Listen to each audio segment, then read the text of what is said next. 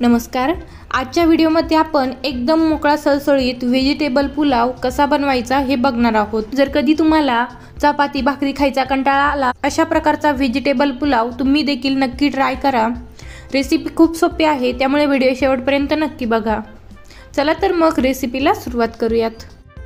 सर्वात आधी इथे मी गॅसवर कुकर ठेवलेला आहे आणि गॅसची फ्लेम चालू करून यावर मी 1 चमचाभर तेल टाकून घेतलेला आहे आणि या तेलामध्ये मी 1 चमचा साजूक तूप देखील टाकून घेतलेला आहे। साजूक तुपामुळे या पुलावला छान अशी टेस्ट येते। तुम्ही नाही वापरलं तरीही चालेल।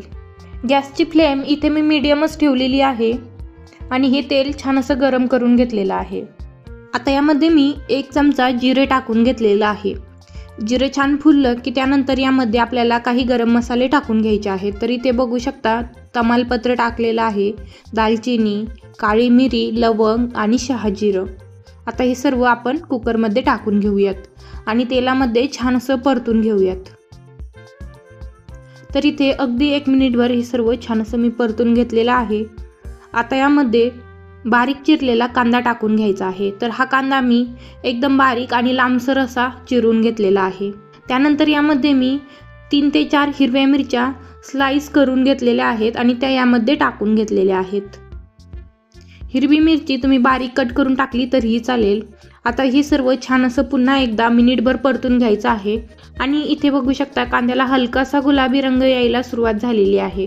तर आपल्याला हा कांदा खूप जास्त देखील परतायचा नाही, तर हा कांदा आपल्याला अगदी मिनिटभर परतून घ्यायचा आहे। तर कांदा छान असा परतलेला आहे। आता यामध्ये मी थोडेसे शेंगदाणे टाकून घेतलेले आहेत, तुम्ही नाही वापरले तरीही चालेल। आता शेंगदाणा देखील छान असा मिनिटभर परतून घ्यायचा आहे। त्यानंतर इथे मी शिमला मिरची लांबसर कट केलेली, लांबसर कट केलेला कोबी, वाटाणा, लांबसर कट केलेलं गाजर आणि थोडेसे बीन्स, त्यासोबतच थोडीशी बारीक चिरलेली कोथिंबीर।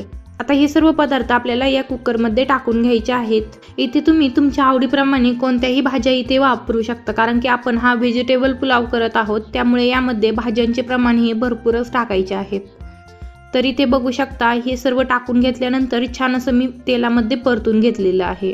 तर सर्व भाज्या छान अशा मी मिनिटभर परतून घेतलेल्या आहेत। आता यामध्ये मी चवीनुसार मीठ टाकून घेत आहे। मीठ जर अगोदरच भाज्या परतताना टाकलं की या सर्व भाज्यांची टेस्ट खूप छान लागते। त्यानंतर यामध्ये मी 1 वाटी लॉंग बासमती राईस घेतलेला आहे, तो स्वच्छ 2 ते 3 पाण्याने धुवून यामध्ये टाकून घेतलेला आहे। इथे मी तांदूळ अजिबात भिजत ठेवलेला नाहीये, लगेच धुवून कुकरमध्ये टाकून घेतलेला आहे। तर आता हे सर्व छान असं मिक्स करून घेऊयात आणि त्यानंतर यामध्ये पाणी टाकून घेऊयात। तर इथे मी 1 वाटी तांदळासाठी 2.5 वाट्या पाणी टाकून घेत आहे। 2 वाट्या पाणी पुरेसं होईल, पण इथे मी भरपूर भाज्या वापरल्या आहेत, त्यामुळे भाज्या शिजण्यासाठी अर्धी वाटी पाणी मी इथे वाढवून टाकलेलं आहे।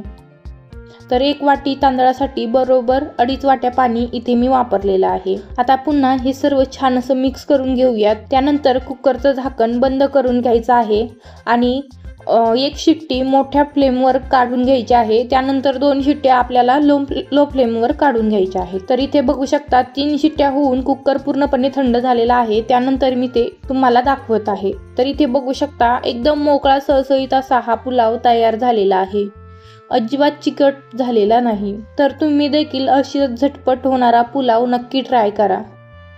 आता हा पुलाव आपण एका प्लेटमध्ये सर्व करून घेऊयात। तर असा हा झटपट होणारा पुलाव दह्याच्या कोशिंबिरीसोबत खूप छान लागतो आणि तुम्हाला जर कधी भाजी चपाती खाण्याचा कंटाळा आला तर हा व्हेजिटेबल पुलाव तुम्ही देखील नक्की ट्राय करा। चला तर मग आजची ही पुलावची रेसिपी तुम्हाला कशी वाटली कमेंटमध्ये नक्की सांगा। रेसिपी आवडल्यास व्हिडिओला लाईक करा, शेअर करा आणि चॅनलला सबस्क्राईब करा। चला तर भेटूयात मग अशाच एका नवीन रेसिपीसोबत। धन्यवाद।